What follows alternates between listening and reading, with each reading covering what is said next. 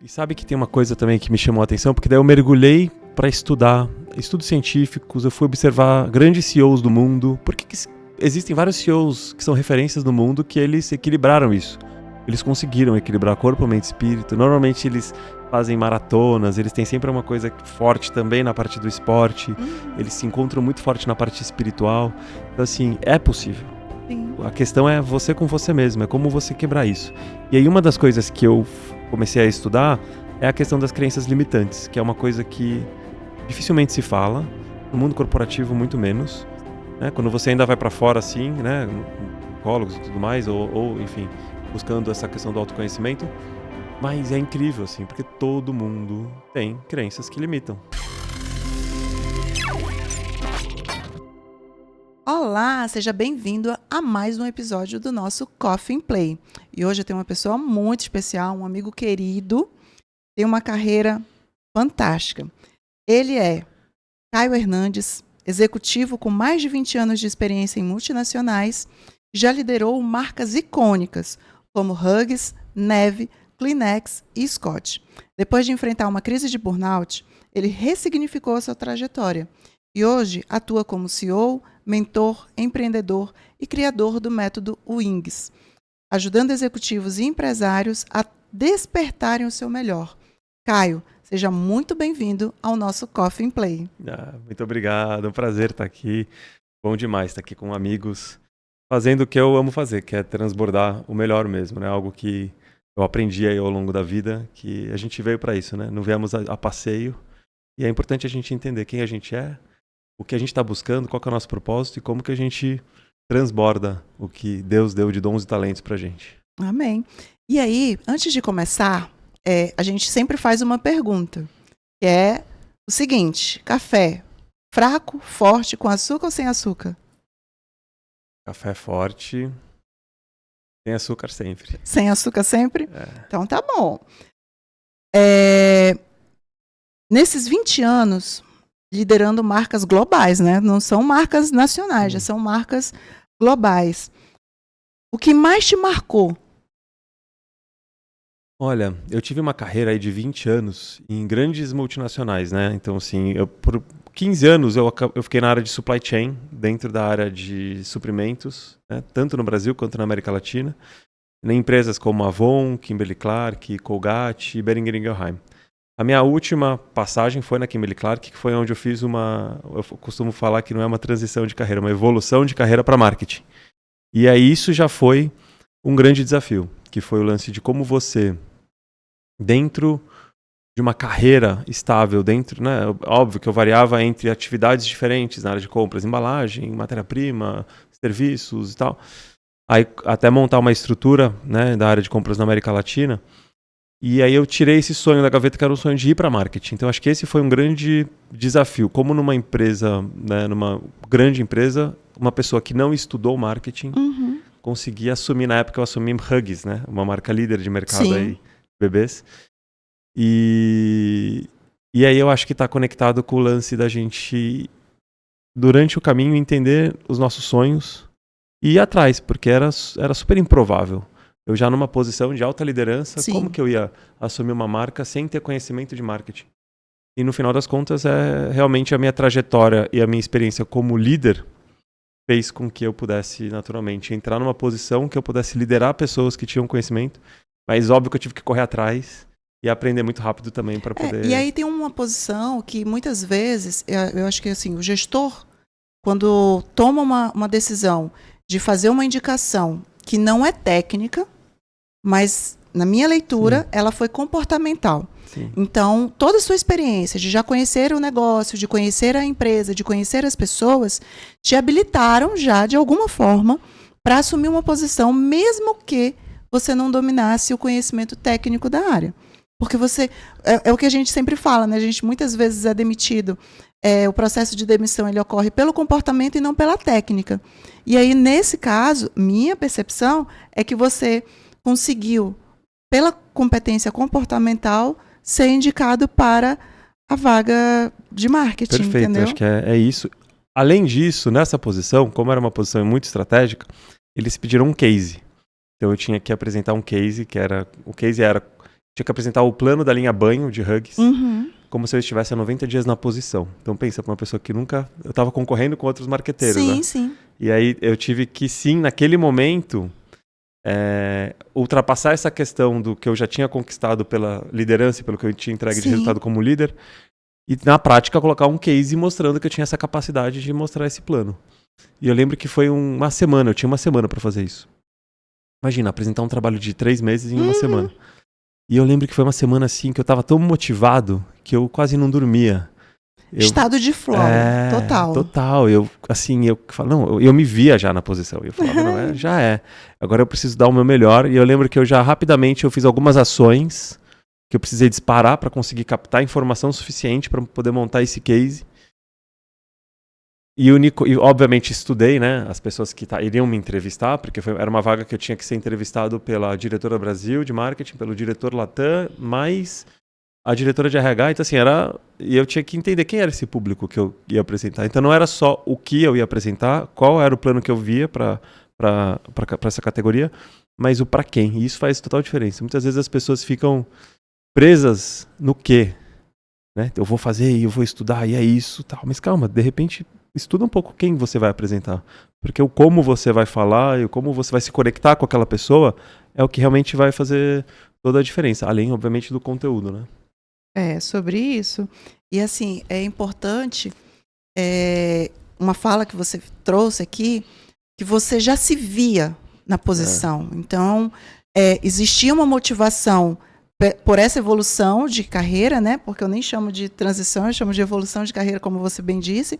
Mas, ao mesmo tempo, no papel da visualização, você vivia a empresa. Então, assim, num processo de achar que o indivíduo não pode transacionar dentro de uma empresa, está muito equivocado, na verdade, né? Porque a gente pode fazer isso naturalmente, desde que saiba qual é o caminho para se fazer.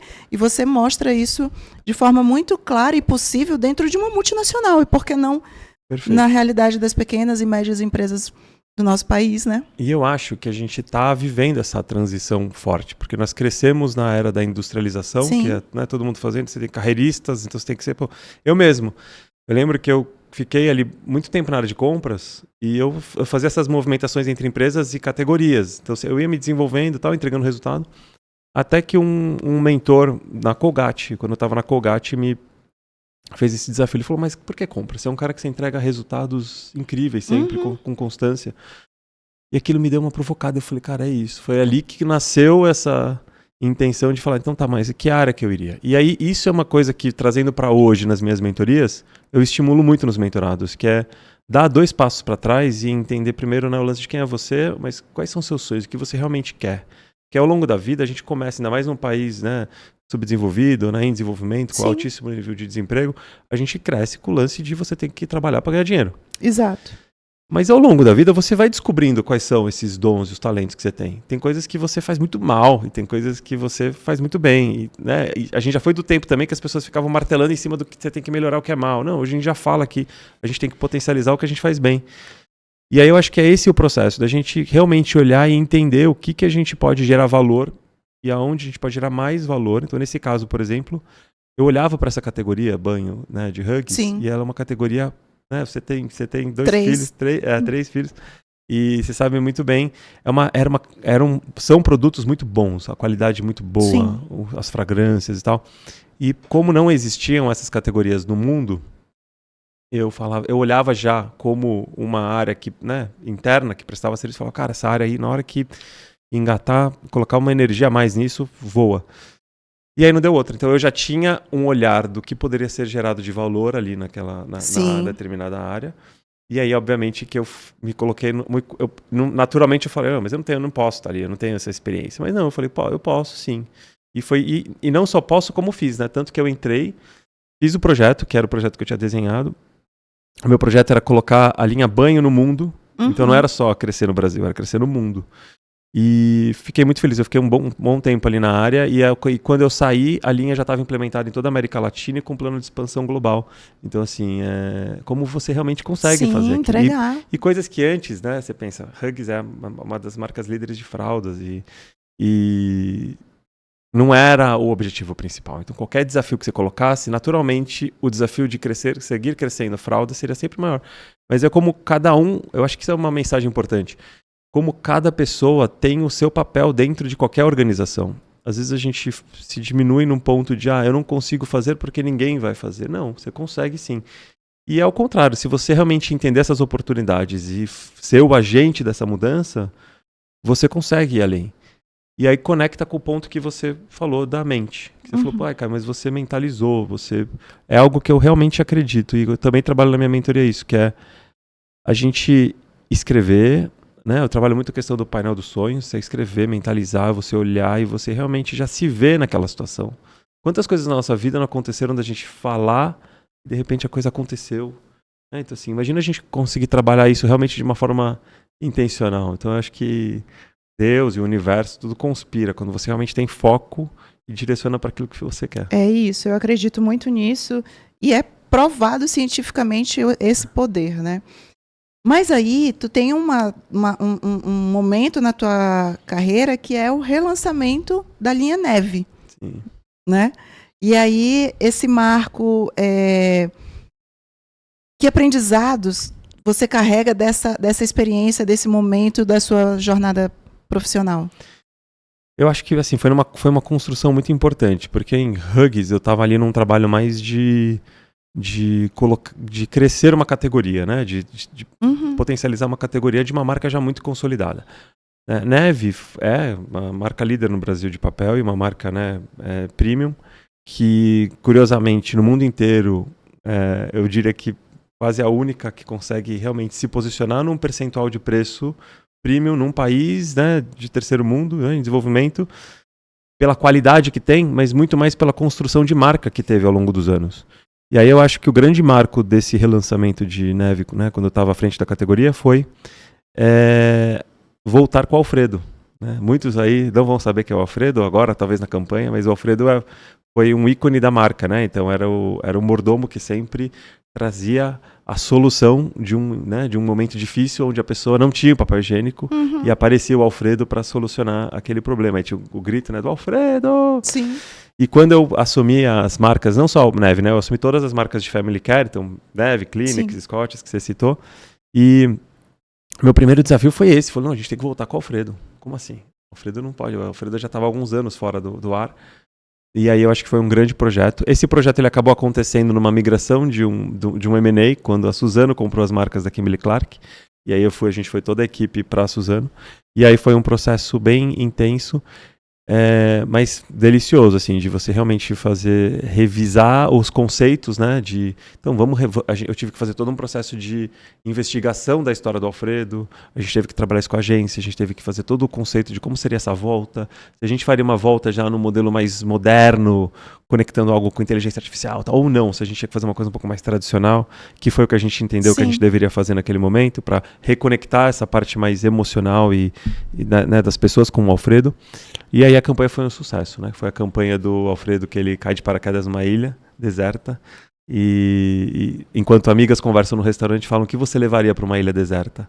E aí as amigas, cada uma coloca um ponto e aí a última amiga fala que traria o Alfredo, claro. E aí é o Alfredo descendo levando papel higiênico para a ilha deserta, né? Então, assim, uma campanha divertida que trouxe esse marco. Depois disso já aconteceram outras campanhas, mas foi um processo muito importante para mim, como um profissional que tinha poucos anos em marketing, de realmente fazer uma campanha de um marco, né, de um ícone nacional de marca. Numa marca grande, né? Sim, exatamente. Uau! Mas, como nem tudo são flores, pois é. Chegou à sua porta uma crise. Sim. E aí você vive um burnout. Exatamente, que eu não sabia nem o que era, pra você ter uma ideia. Como foi atravessar esse momento? Foi muito difícil, assim. Primeiro, eu sempre tive essa característica, né, do colérico, que entrega muito, que faz muito. Eu sempre tive uma tendência a ser workaholic. Mas ao longo dos anos fui aprendendo a equilibrar isso. Eu acho que no meu momento lá de Avon é onde eu era mais, uma empresa muito dinâmica. Ao longo da vida eu fui conseguindo dar uma equilibrada nisso. Mas sempre pesava um pouco mais, né? Então, o alto nível de comprometimento. E aí, numa empresa como a Kimberly, que eu nunca tinha visto perto pessoas assim terem burnout, eu não sabia nem o que era. Então eu era um dos líderes ignorantes com relação a algo que vem se falando há muito pouco tempo também. Sim. Então, logo que eu lancei a campanha, eu passei por um processo, eu estava já num processo, eu acredito que de estafa em todos os sentidos, que aí, Vi, que vem de um ponto até que a gente estava falando antes de começar aqui, que é o meu grande movimento para marketing foi o meu último sonho corporativo. Foi aquele último que eu falei, é o que eu quero. Depois que aconteceu isso, eu achava estranho porque eu não tinha, a minha carreira inteira eu sempre tive esse próximo passo assim. E foi a primeira vez que eu não tive isso. E aí quando eu me pegava fazendo exercício para entender esse próximo passo, eu falava, tô querendo demais, né? Calma, deixa eu ficar um tempo aqui numa área nova, não preciso ter essa resposta. Sim. E aí, tanto que eu achei que esse movimento de ir para Suzano era essa resposta. Eu falei, pronto, tá aí. Vou sair de uma multinacional global para ir para uma multinacional brasileira e vou poder levar essa experiência. Então era isso que eu tinha meio que construído, mas no fundo, na verdade, eu já não tinha mais. Alguma coisa incomodava. Exatamente, eu já tinha isso. E eu acho que isso é importante falar. Porque quando eu fui tendo vários sintomas, e aí eu acho que é importante falar sobre isso, a primeira coisa que as pessoas me perguntam é quais os sintomas. É como se a pessoa estivesse querendo validar nela algo sente. que aconteceu comigo. E no meu caso, eu comecei a ter crises de insônia. Eu nunca tive problema de insônia. Eu comecei a ter uma irritabilidade. Eu também você me conhece, sou muito calmo, costumo ser bem tranquilo. E comecei a ter oscilação de humor dentro de casa. Eu comecei a ter estafa, então acordar muito cansado, aquela sensação de... E uma falta de senso de pertencimento, assim, de por que eu tô fazendo isso? O que tá acontecendo? Então, assim, sabe, é realmente foram várias coisas que foram acontecendo aos poucos e foi aumentando o ritmo, mas eu acho que o que pegou mais forte pra mim foi essa questão da insônia, porque ela começou a ficar muito frequente, até virar diária, e aí eu ia pra academia, melhorava, e era assim o meu dia. Então eu acordava mal, não dormia, ia pra academia, melhorava, e aí era o meu dia, e aí chegava tarde e aquilo virou um negócio que aí, e aí, obviamente, que eu estava ali num outro ambiente que ajudou, né? Um ambiente que eu acho que, naquele momento, pelo menos, não era favorável. Era um momento que isso é muito importante no burnout. Em ambientes tóxicos, você potencializa algo que talvez você não aconteceria se você estivesse num ambiente de cuidado, que cuidasse mais das pessoas. E aí, nesse momento, em um determinado dia eu falei, eu vou pedir as contas hoje.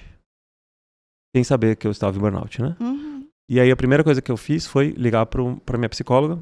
E ela não pôde atender. Ela falou, consigo falar na hora do almoço, mas eu tava ali numa ansiedade na manhã cedo, já precisando. Eu falei, cara, eu preciso de ajuda, porque senão eu vou fazer alguma besteira.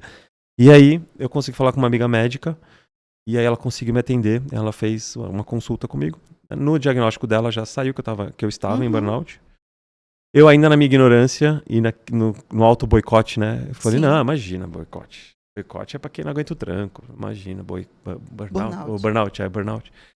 E aí obviamente que em nenhum momento duvidando da capacidade dela, mas era uma questão minha comigo mesmo. E aí, na hora do almoço, eu consegui falar com a minha psicóloga. E aí, sem falar que eu tinha passado com uma outra especialista. E aí, nessa consulta, no meio da consulta eu já estava aos prantos, assim, muito chorando muito. E ela já tinha falado, você está realmente passando por um burnout. Foi terrível, porque aí eu entrei num primeiro sentimento de tentar aceitar e entender aquilo. Foi o primeiro processo, assim. E como assim? E aí a recomendação é você parar. E aí, como é que você para? Tinha acabado de lançar a campanha. E eu falei, como é que eu paro? Eu não para. As reuniões estão aí, a agenda está aí. Sim. Como é que você para? E a recomendação... E quando você... No nível que eu estava, né? Porque o burnout ele tem diferentes níveis. Né? O burnout pode, inclusive, levar à morte. É muito sério. Né? Você entra numa depressão profunda, em coisas... num ataque cardíaco, enfim. Eu estava num nível intermediário ali, já avançado. E que, se eu não parasse, o meu corpo poderia me parar de alguma forma mais catastrófica. E aí, a minha preocupação foi com o meu time primeiro, que eu falei, se eu tô assim, imagina o meu time. Eu sou um cara que eu costumo ser mais extrovertido, faço conexões. Eu tinha um bom relacionamento com todo mundo lá na empresa. Mas, enfim, foi um processo que eu primeiro precisei entender, que é o lance de você colocar a primeira máscara em você. Então, agora é o momento de eu parar, cuidar de mim e entender o que tá acontecendo. para aí depois eu realmente olhar e ver o que eu faço. E nesse processo, eu vi que o que me chamou a atenção foi na conversa com o RH, o fato do RH falar que já estava acostumado com o processo, ou seja, era um ambiente que costumava ter muito isso. E eu precisei ficar afastado 1 mês. E aí, na terceira semana, foi quando eu realmente vi que parecia que eu tinha saído de uma nuvem, assim, sabe? Que eu olhei e falei, meu Deus, onde eu fui parar? Como que isso aconteceu? E aí, naquele momento, eu fiz algo que, obviamente, eu estava em tratamento, né? Isso é muito importante falar, de você procurar um profissional da saúde, que você faça o diagnóstico e que você entre no tratamento. O meu tratamento, a gente acabou começando ele sem medicamento, para tentar ver se já conseguia recuperar, e funcionou, então a gente não precisou entrar com medicamento. Foi muito bom para não ter um processo depois, né, de dependência. Mas enfim, e aí eu comecei um processo que aí foi uma grande virada na minha vida, que foi o lance de eu falar, cara, eu preciso agora olhar para corpo, mente e espírito, que é a base de tudo. Sim. Que era uma coisa que eu já falava antes. E aí eu me aprofundei nisso. Então eu fui me aprofundar na parte espiritual, na mente e obviamente no corpo. Eu tava 20, 25 quilos a mais do que eu tô agora. Então, assim, Nossa. foi um negócio que eu fui entrando, assim, em todos os sentidos. Então, eu que sempre fui um cara conectado com Deus, não tava mais, né, como deveria. A parte do corpo, naturalmente, né, corpo fraco, mente fraca. Sim. Então, assim, o espírito também não tava. Então, assim, por isso que o meu grande aconselhamento para quem quer evitar chegar nesse processo do burnout, ou no pós, né, quem já se recuperou e quer, bom, agora como é que eu reequilibro a vida, é dar esses passos para trás e cuidar da corpo, mente e espírito primeiro, olhar como é que eu potencializo isso, porque o burnout, isso é um dado importante, aliás, tem um dado até atrás desse que acho que é legal falar, 30% dos executivos estão em burnout, e esse número, quando chega na liderança, chega a 70%, então, olha que terrível. Então, assim, a gente está passando por uma pandemia de saúde mental, e normalmente o burnout acontece com os talentos das empresas. Por quê? Porque são as pessoas que querem equilibrar todos os pratos. Sim. As pessoas que não querem, elas simplesmente não fazem. E elas deixam de entregar, e elas não estão muito preocupadas. Então, já saiu um estudo recente da Gallup que fala que o prejuízo para as empresas anual gira em torno de mais de 400 bilhões de dólares por conta da perda de produtividade e dos afastamentos. Então, assim, não é só um problema de saúde, né, que é terrível. É um problema de saúde financeira também, assim, econômico, para as empresas pararem e realmente prestarem atenção. Eu trago uma reflexão seguinte, assim, a gente é meio que responsável também por esse processo, né? Porque assim, eu acho que o indivíduo, quando entende que aquela atividade ou que aquele ambiente está me sugando mais do que eu deveria fazer, do que eu tenho condições de fazê-lo, e me submeto a isso, eu me deixo vulnerável para que isso aconteça. Eu fui gestora de uma universidade privada e é claro que quando eu assumi, meu maior susto foi pela quantidade de afastamentos por questões psiquiátricas, né? Depressão, ansiedade, tudo mais. E na minha santa ignorância, a gente olhava para isso, e assim, mas gente, como assim? Pessoas tão esclarecidas têm depressão. E eu fiz esse comentário comigo mesma, eu pensei comigo sobre isso, e caí numa depressão anos depois. Eu estive pelo processo da depressão. E falar sobre isso, viver e receber o diagnóstico, parece que eu caí ainda mais no processo. Porque, tipo assim, como que eu, uma pessoa esclarecida, me deixei ir para esse caminho? E muitas vezes a gente vai sendo soterrado. E eu sempre fiz aquilo que eu fiz. Perfeito. Então, assim, nem sempre mas o que eu não sabia fazer era dizer não. Então, eu sempre assumia mais trabalho, eu sempre virava, eu dormia poucas horas por noite. No meio desse processo, eu vim fazer um mestrado, eu tinha 10 turmas em sala de aula, uma jornada de 60 horas de trabalho. Eu dormia 3, 4 horas por noite. Era óbvio que eu estava me colocando nesse caminho. E hoje eu olho e digo assim, cara, eu acho que tudo precisa de equilíbrio e a gente precisa saber em que momentos da vida a gente vai dar mais gás e em que momentos da vida a gente começa a dizer não, para não entrar nesse processo. Perfeito. Então, assim, eu consegui sair, eu estou bem, estamos, né, vigilantes, continuo vigilante, mas eu sempre olho. Ontem mesmo eu vinha dizendo assim,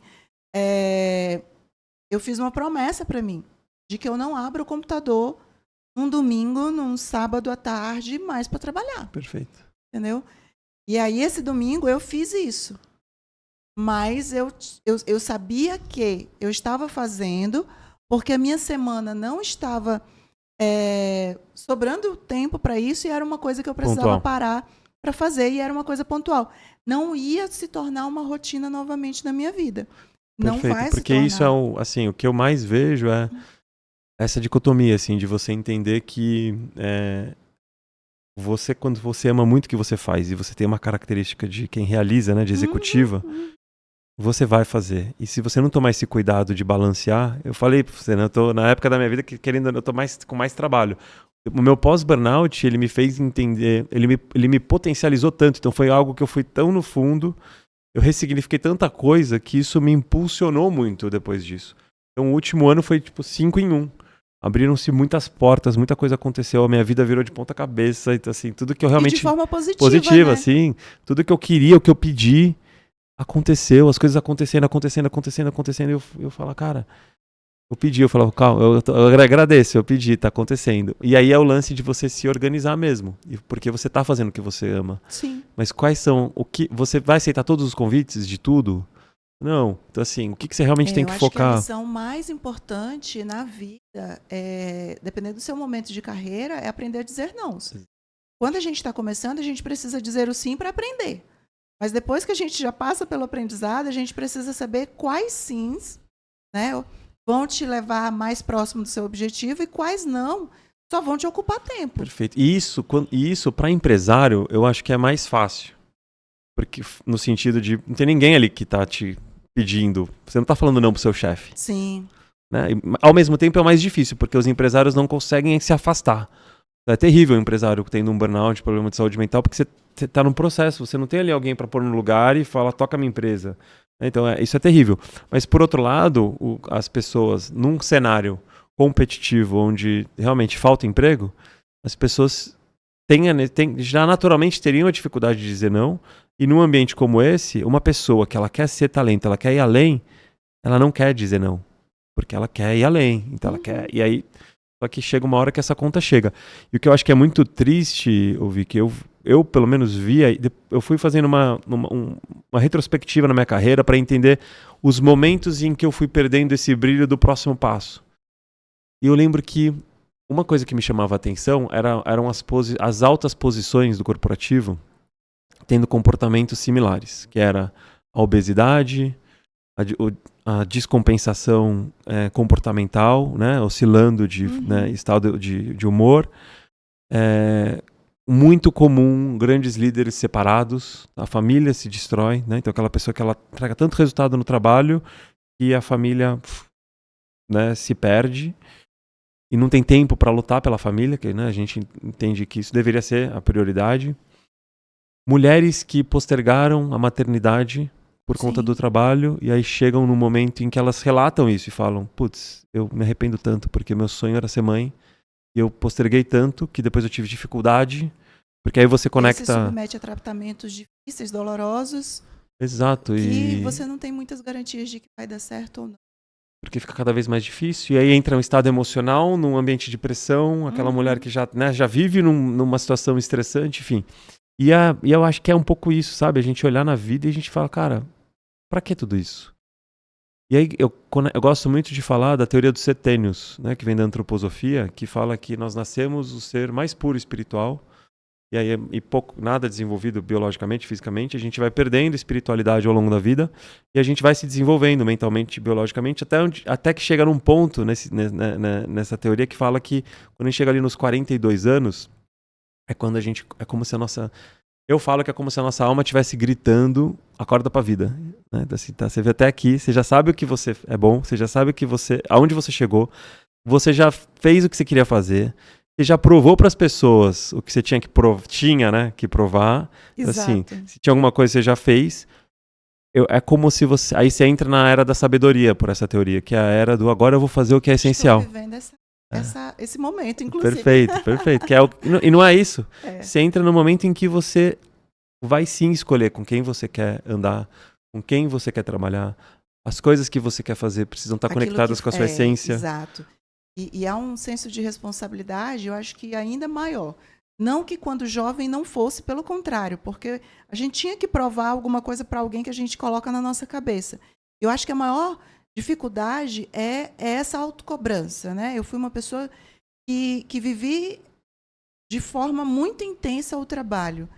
Primeiro porque eu precisava me provar e não havia essa cobrança externa, mas eu entendi no processo da depressão que era uma cobrança minha. E aí, quando você vai se livrando disso, você vai hoje construindo as coisas, as tarefas. Eu preciso que as jornadas minha e de quem esteja comigo sejam satisfatórias, sejam adequadas, sejam equilibradas. Então, eu penso que o processo de liderar uma empresa, o processo de liderar todo o nosso trabalho, quando está muito organizado, a gente consegue fazer esses equilíbrios. Perfeito. É claro que, enquanto empresa, eu não consigo lidar com os problemas da porta da minha empresa para fora. E aí vai envolver as outras questões de cada indivíduo. Mas dentro da empresa, aquilo que couber, a gente vai fazer. Então, quando a gente fala desse processo de cuidar da saúde mental, a gente entende que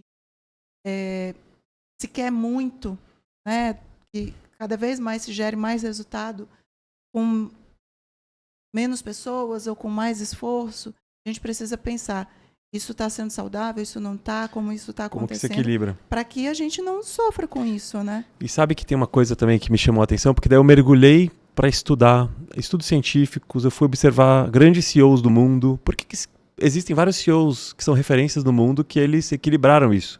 Eles conseguiram equilibrar corpo, mente e espírito. Normalmente eles fazem maratonas, eles têm sempre uma coisa forte também na parte do esporte, eles se encontram muito forte na parte espiritual.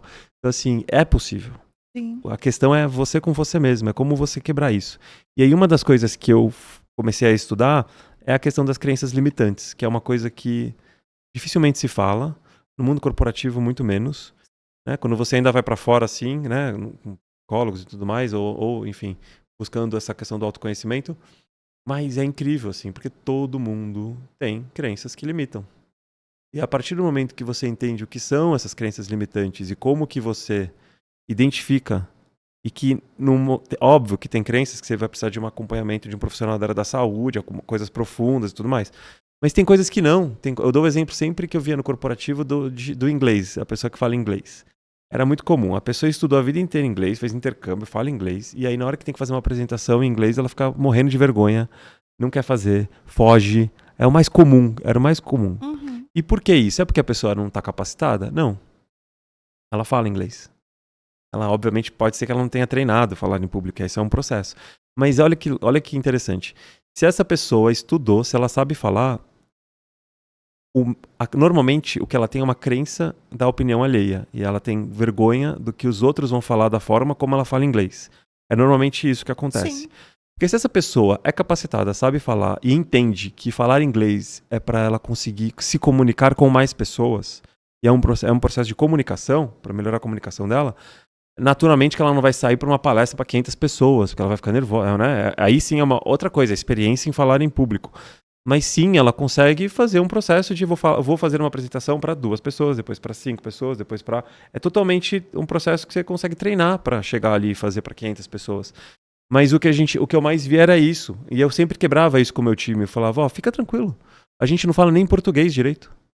Não fala, ninguém fala. Porque se você for pegar a parte gramatical Sim. e conjugação verbal, não fala. Então, assim, por que a gente está preocupado em errar alguma coisa ou outra no inglês? O importante é você realmente transmitir a se comunicar. mensagem e ser entendido, né?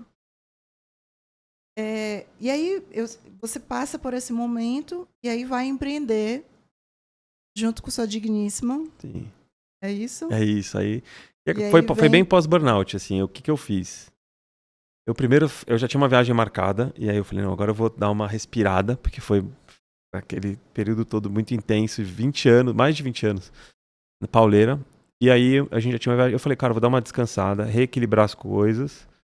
E eu sempre quis fazer o plano de negócio da minha esposa. Então, minha esposa né, ela é especialista, né, ela é dentista e se formou, e teve várias formações que levaram ela para a parte de saúde e beleza. Então, ela é formada em saúde integrativa, fez harmonização facial, conectou isso de uma forma muito legal, que ela faz harmonização facial integrativa e trabalha com toda a parte de longevidade, enfim, é um trabalho muito diferenciado. Ela já tinha tudo isso. E eu, ali em casa, eu olhava e falava, cara, a gente precisa modelar esse modelo, fazer o plano de negócio para realmente ajustar as coisas. Eu ainda não tinha essa visão de vai ser aí que vai ser o nosso negócio. Então, eu ainda não enxergava, porque eu tinha muito esse lance ainda do corporativo e tal. Mas aí, nesse momento, o que eu fiz? Eu falei, cara, não, se eu não tenho essa visão do corporativo, talvez o caminho esteja aqui. Daí, na hora que eu sentei para fazer o plano de negócio, e eu realmente fui analisar mercado, concorrência, o que estava acontecendo nesse mercado e tal. Eu falei, cara, é isso. Primeiro que é um propósito lindo que ela tem, de saúde e autoestima, né, de trabalhar nessas dores das pessoas. E eu acredito muito. E um mercado em crescimento exponencial. Então, assim, se a gente for olhar toda a parte de a saúde realmente que trata e cuida, com a parte da beleza, mas de uma beleza que potencializa a beleza de dentro para fora. Então, lá na clínica, por exemplo, a gente não faz procedimento por fazer. Né? Tem todo um trabalho de visagismo e de saúde por trás, olhando a pessoa. Né? Você conhece bem. Sim. E que a Júlia fala que é isso. Assim, a gente não tem que sair injetando coisas que tem produtos que, por exemplo, a gente não usa na clínica. Né? Que é bioestimulador, por exemplo, a gente não usa, porque é um processo totalmente inflamatório. Enfim, mas voltando para aí, eu fiz o plano de negócio e eu falei, cara, é aqui. Obviamente que aí eu fui mergulhar nisso, então... E aí eu acho que é importante falar da importância de mentorias, que é um negócio que eu defendo muito. Sim. Naquele momento eu tinha uma carreira de sucesso corporativa, mas eu tinha zero experiência como gestor de clínica. Então a primeira coisa que eu busquei, uma mentoria de donos de clínica. E fui entender esse universo. Sim, porque é outra coisa, né? Depois eu fui buscar uma mentoria de personal branding para a Júlia, que me ajudasse nesse processo do digital com uma pessoa que eu admiro muito, que é a Liris Gonçalves, que ela fez esse processo lá atrás comigo de personal branding e na minha mudança para marketing, e eu achei que foi muito legal o trabalho que ela fez também com a Júlia. E aí eu queria alguém com um resultado expressivo já no digital, porque daí eu entendi. E aí mais uma quebra aí para você, que é da minha geração, que vai fazer plano de negócio tradicional, que eu achava que eu tinha que fazer uma clínica, mudar o conceito dela, que inclusive ficou muito legal, né? A gente fez um conceito de uma ilha grega, com saúde integrativa, longevidade, ficou muito legal. E eu achava, já que a gente já tinha esse plano, eu achava que era fazer essa clínica crescer e fazer franquias, né? O famoso modelo de franquias. Sim. E quando eu conheci o Bruno Capanema e a Tati Capanema, que né, são referências no digital, e eu fui fazer um curso, conheci eles, e naquele curso virou a minha cabeça, virou uma chave, que eu falei, cara, não é isso. É infoproduto. A gente está passando por uma era digital. A Júlia já dá aula em universidade há mais de 10 anos, desde o começo de harmonização. E aí eu olhei que, na verdade, você consegue escalar muito mais o seu propósito no digital do que em clínica física. Então a gente continuou com o projeto da clínica, é um sucesso. A clínica, a gente triplicou o faturamento que tinha em 3 meses, em pouco tempo, cresceu, né, super legal. A gente reposicionou, o conceito é muito legal, Instituto Icária, pesquisem aí, doutora Júlia Pizarro. E vem aqui também que vem aqui também, doutora Júlia Pizarro com pé de pato. E aí nesse processo eu comecei a ter esse olhar para o digital. E aí começou tudo, porque no final o meu plano inicial, eu inclusive nesse momento estava lendo um livro muito bom que chama A Única Coisa, que eu recomendo aqui para vocês, que eu estava muito focado mesmo na clínica, então era muito uma visão, não, é isso. Tanto que quando a primeira executiva que veio me procurar para falar sobre mentoria, falou, putz, eu preciso de uma mentoria e tal. A primeira resposta que eu dei foi, não, eu não vou fazer isso porque eu estou focado na clínica, indiquei outra pessoa. Óbvio que eu escutei ela e ajudei e tal, mas ali já tinha um chamado. E nesse processo foi que eu, já com a clínica mais estabilizada, eu falei, bom, deixa eu começar a fazer umas mentorias. Né? Eu já vi que fazia um trabalho que era o que me destacava como líder, que eu já fazia essa provocação no time. Que era mentorar seus próprios liderados, que era, né? Desde a Colgate tem um programa muito legal de mentoring, que ela, né, forma mentores, ela pega os talentos e transforma em mentores. E desde então, eu comecei a trabalhar isso com o meu time já num olhar que eu tinha, que eu falava, uma das coisas que mais acontece, você viveu muito isso, uma das coisas que as pessoas fogem nas empresas é do plano de carreira. É incrível. Tem a data lá, limite, que você tem que colocar no sistema o plano de carreira, e é uma correria, o RH tem que fazer as metas, tem que ficar em cima e fazer não sei o que e tal. As pessoas fazem de qualquer jeito. E eu falava com o meu time, eu falava, esse deveria ser o seu principal trabalho aqui dentro. É o momento de você comunicar para a empresa o que você espera profissionalmente. Só que para chegar nesse ponto, é importante você saber o que você quer da sua vida. Porque o que mais acontece nas organizações é as pessoas irem conforme a música. Então o líder gostou de você, daí ele vai te colocar em outro lugar e de repente você está fazendo uma coisa, está fazendo outra e as pessoas vão te colocando. E não haver um objetivo, né, de crescimento individual antes de ser colocado na mão de uma empresa para guiar você. Como eu sou da área de recursos humanos, eu falaria horas sobre isso.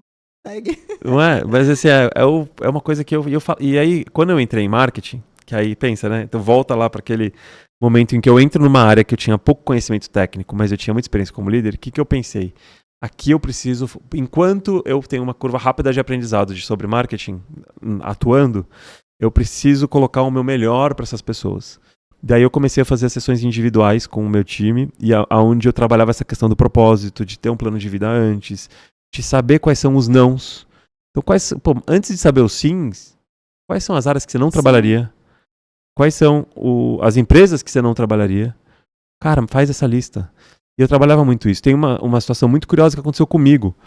Eu já fazia isso comigo mesmo, né? Quais as áreas que eu não trabalharia? E aí, em um determinado momento da minha carreira, um pouco antes de eu ir para marketing, que era o meu sonho, veio um líder da América Latina me convidar para ir para a única área que eu tinha mapeado que eu não trabalharia. Eu escrevi no meu plano lá, não trabalharia. E esse cara veio para me convidar para essa área. O ego falou mais alto. Na hora eu nem pensei, eu nem lembrei do meu plano. Ele comentou, o cara tá me convidando. E aceitei. Numa sexta-feira, na segunda-feira, eu fiquei mal o fim de semana inteiro. Que eu falei, cara, depois caiu a ficha. Eu falei, o que eu fiz? Eu aceitei uma posição. Era uma posição para América Latina também e tal. Na segunda-feira eu declinei. E foi a melhor coisa que eu fiz. Gerou uma repercussão negativa, porque eu já tinha comunicado e tal, não sei o quê. Mas logo na sequência eu fui para marketing, que era a área que eu sonhava. Se eu não tivesse feito isso, eu não tinha ido. Então eu acho que é um pouco sobre essa questão de como a gente incentivar as pessoas a pararem para olhar o que eu estou fazendo aqui. Quando você começa nesse processo, Vicky, de entender quem você é, aí eu trabalho muito isso. Aí eu estava falando da mentoria. É o método Wings. Que é o método Wings, sim. Que aí foi quando eu falei, eu fiquei procurando como que eu sempre fui aquele coxinha de curso, adorava de pegar os métodos, então as consultorias e tal. E eu ia colocando no arquivo que eu chamava Arquivo da Vida. E eu deixava ali, que eram coisas para eu usar ao longo, quando eu precisasse. E eu usava com as pessoas que trabalhavam para mim também. E aí, o que eu fiz? Eu juntei, na verdade, boas ferramentas que eu tinha que ajudavam no processo de autoconhecimento. Então, é uma mentoria que eu uni identidade, propósito e comando. E aí, nesse processo, eu trabalho ferramentas que te aprofundam na sua história da vida para gerar dados. Trabalha a teoria dos setênios, trabalha crenças limitantes, faz uma pesquisa de 360, que é muito comum, mas a gente faz num âmbito de pessoas importantes da vida. Então, sai do corporativo e pega todo mundo. A gente cruza isso para gerar dados. E aí, a gente vai para a parte do propósito, só que antes de chegar no propósito, a gente trabalha o mapa dos sonhos para ter muito claro aquele famoso se você não tivesse nenhuma restrição financeira, você ganhasse na Mega Sena, nem geográfica, nada, o que você sonha? Qual é o seu sonho primeiro, depois qual é o sonho da sua esposa, do seu filho, né? E como é que você depois amarra isso no sonho da família, para a gente ter claro as reais motivações. E aí esse é um processo incrível da família de discutir sobre sonhos, Sim. de falar sobre sonhos. Isso muda o jogo. E aí a gente vai para a parte do propósito. Eu gosto de usar a ferramenta do Ikigai, que foi a que eu mais... Sim, ela é muito ótimo. difícil para você ler o livro e aplicar, porque você tem que gerar toda essa informação. Mas a partir do momento que você consegue gerar todos esses dados, você consegue amarrar muito bem, né? O Ikigai é uma ferramenta japonesa que significa uma razão de ser, que você conecta o que você é bom, com o que você gosta de fazer, com o que o mundo precisa e com o que você pode ser pago. E você amarra tudo isso. E aí quando você faz isso de uma forma guiada, sai um relatório assim que você fala, cara, é isso. E aí a gente vai para comando. Então, identidade, propósito e comando. Sim. E aí no comando a gente trabalha um plano primeiro para cuidar de você, né? Então, corpo, mente, espírito. família, e aí entra a profissão. E aí na profissão a gente abre plano de carreira e plano de negócio. Eu falo que são as duas coisas porque a maioria dos meus mentorados, eles vêm ali acima dos 35 anos, já numa fase mais madura da profissão. Desenhar a parte de plano de negócio também, que é uma coisa que a maioria dos executivos fala, que eu preciso fazer meu plano B, preciso fazer meu plano B. Então eu falo que você não precisa você não precisa esperar ter um burnout, como eu tive, de parar tudo e aí mudar a vida, naturalmente. E dá para fazer tudo ao mesmo tempo. Então você consegue, enquanto tem um plano de carreira desenhado, já ir desenvolvendo o que poderia ser o seu plano B. E aí uma das coisas que eu falo para todos os executivos é: a mentoria é um caminho para todo mundo. E isso se validou agora, a gente teve na SXSW, né, que é a maior feira de inovação e tendências lá em Austin, agora no começo do ano. Eu tenho até um corte que eu coloco no meu Instagram sobre isso, de um indiano que é o guru do futuro das profissões, falando que se você ainda não é um mentor, que você procure entender um pouco mais sobre isso. Porque no mundo que a gente está vivendo, dessa era tecnológica de inteligência artificial, cada vez mais a gente vai precisar de mentores que ultrapassam as barreiras do corporativo. Então, que sejam mentores de vida. Sim. Né? E coisas que a gente antes falava em empresa. Imagina que você vai chegar para um funcionário e vai perguntar como está a vida dele, vai falar de espiritualidade.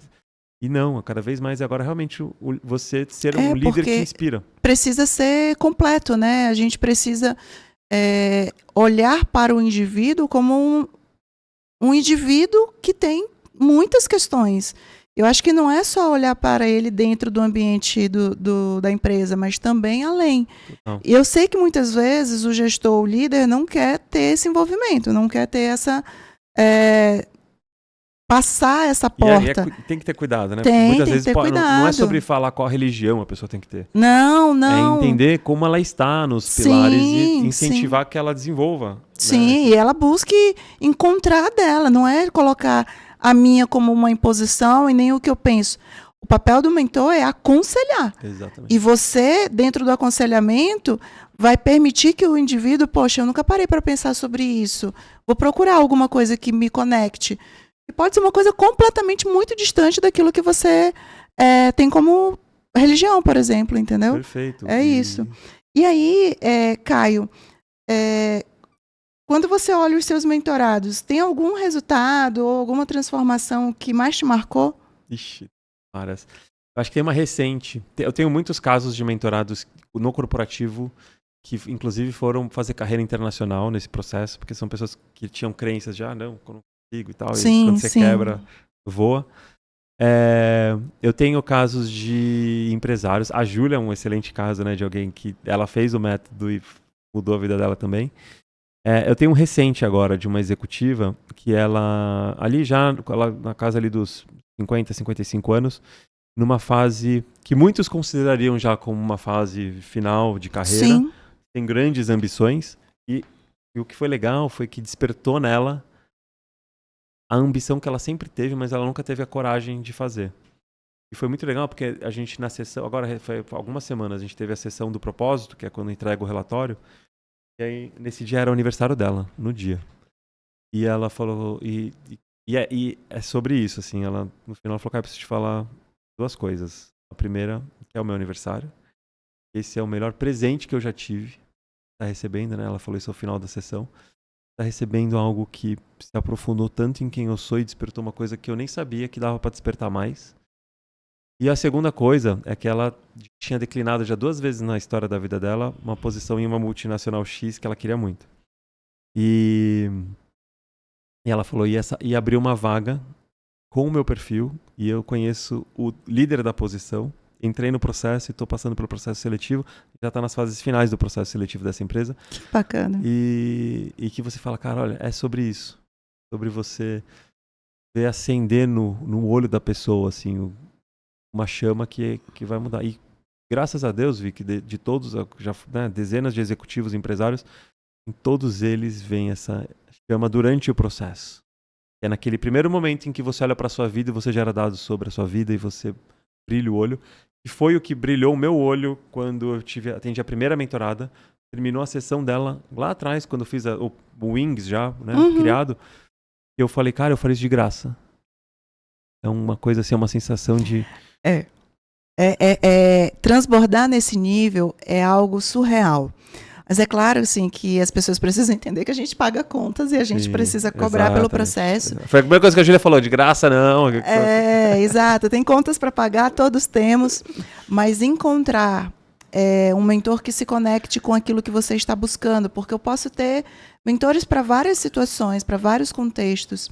E que, de fato, vão aproximar de forma mais objetiva, mais alinhada, com menos chances de erros, esse processo de a gente alcançar os nossos objetivos. Se acelera, né? Eu falo que o mentor nada mais é do que... Porque tem um preconceito também com esse negócio dos coaches, do não sei o quê. Gente, é o seguinte, o mentor é alguém que você vai buscar. Por favor, busque alguém que tenha o resultado que você gostaria de ter. Sim. Não vá pegar alguém que é mentor de apostila, de não sei o que, não. Pega alguém que tem eu gostei dessa pessoa porque ela tem o resultado que eu gostaria de ter. Aí essa pessoa, ela nada mais vai fazer do que te orientar a passar pelo processo sem todas as dores que ela passou. É acelerar o processo. Falar, ó, isso aqui eu fiz, deu errado. Então, assim, em tudo na vida, né? Então, pô, porque nem mentoria de donos de clínica, mentoria, então, assim, busque alguém, eu quero chegar lá. Então tá, para eu chegar lá, o que eu preciso me desenvolver para acelerar esse processo? E muitas vezes a gente nem tem consciência do que desenvolver para chegar ali, né? Então, por exemplo... Perfeito. Coaching é uma técnica de treinamento. Mentoria é uma técnica de treinamento. São ferramentas que estão na literatura de gestão de pessoas desde que o mundo é mundo e que a administração existe e que está se descrevendo sobre isso. Não é algo novo. Eu fazia faculdade em 2000 e em 2000 já se falava, já se fazia esses processos como instrumentos de ações de treinamento. São metodologias de treinamento. Então, como uma metodologia de treinamento, a gente precisa entender que eu preciso encontrar bons instrutores, bons guias nesse caminho. O coaching, apesar da banalização que houve nos últimos anos, é fantástico. Eu tenho a formação, sou uma pessoa que defendo, sou uma pessoa que acredito no processo, é um processo científico, é validado, tem, de fato, excelentes ferramentas. Então, assim, utilizo muitas das ferramentas nas minhas ações de treinamento, de desenvolvimento permanente, faço o processo de auto-coaching sempre que encontro alguma coisa que eu preciso ali ajustar na minha rota. E a mentoria já é outra coisa, já vem mais para o processo do mentor transbordar na sua experiência, naquilo que você... Poxa, eu entendo o Caio como alguém que é luz ali naquilo que eu quero chegar, então se conecta com ele. Entendo a Vitória como alguém que se conecta ali sobre algo que eu quero chegar. Então, a mentoria ela tem muito mais esse processo, né, de identificação também com o seu momento e tal. E assim, vou fazer só uma vez? Não, às vezes você vai fazer muitos processos de mentoria ao longo da vida, muitos processos de coaching ao longo da vida. Coaching talvez você leve um pouco mais de tempo para procurar novamente.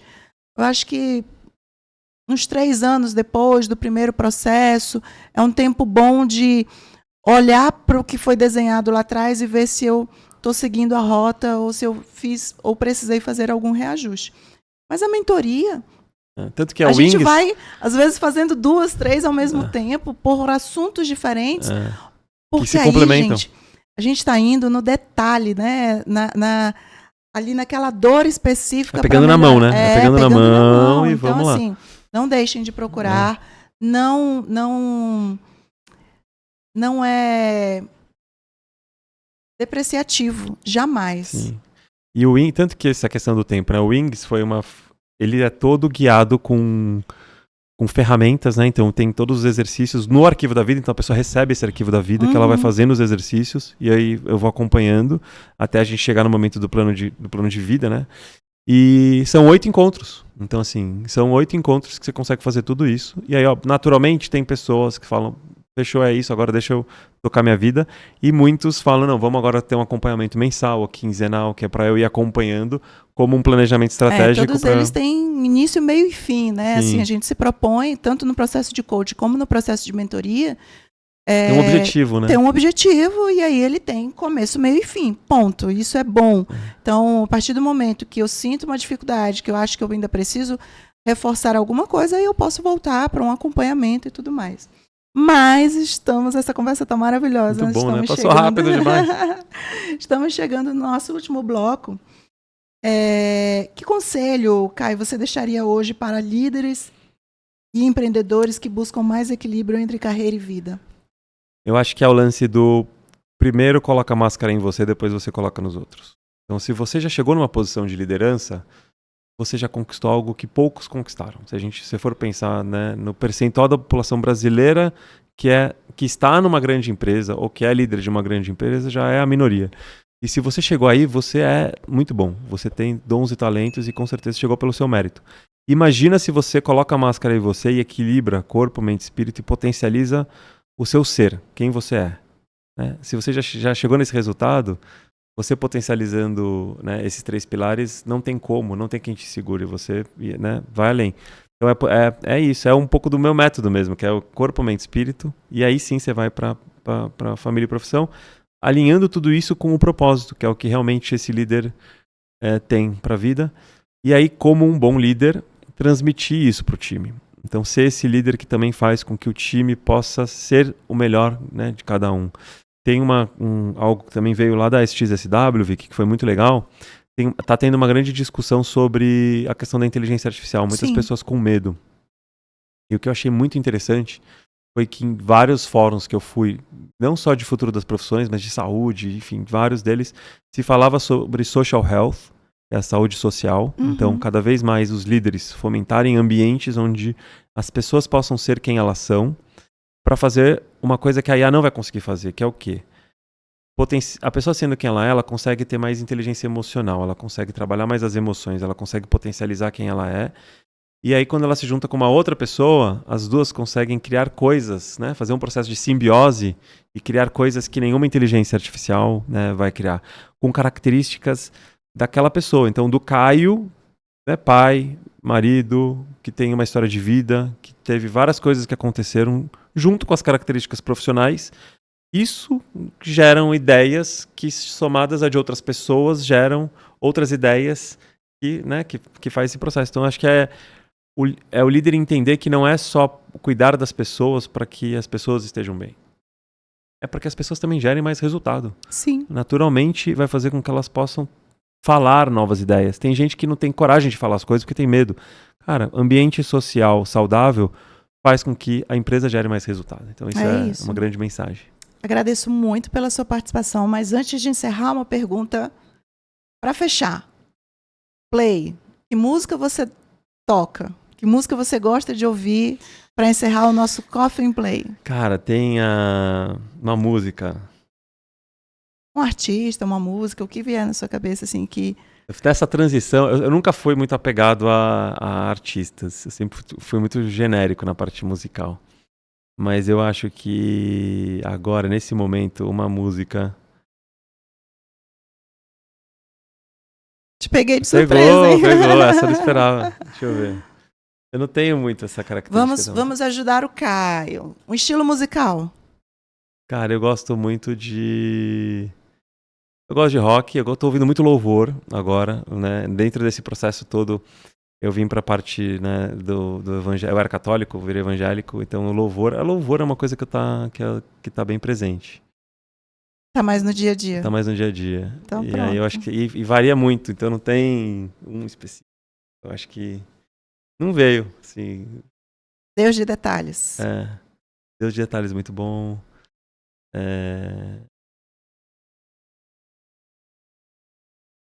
Não... É isso. Eu tô tentando, mas não vai. Porque eu nunca fui de me apegar muito a nomes, né? De música. Eu também não sou essa pessoa, mas pelo menos eu sei o nome dos artistas. Caio, muito obrigado. E esse foi mais um episódio do Coffee Play, o podcast da Estude que conecta histórias, experiências reais à educação também. Tchau, tchau. Muito obrigado. Tchau, tchau.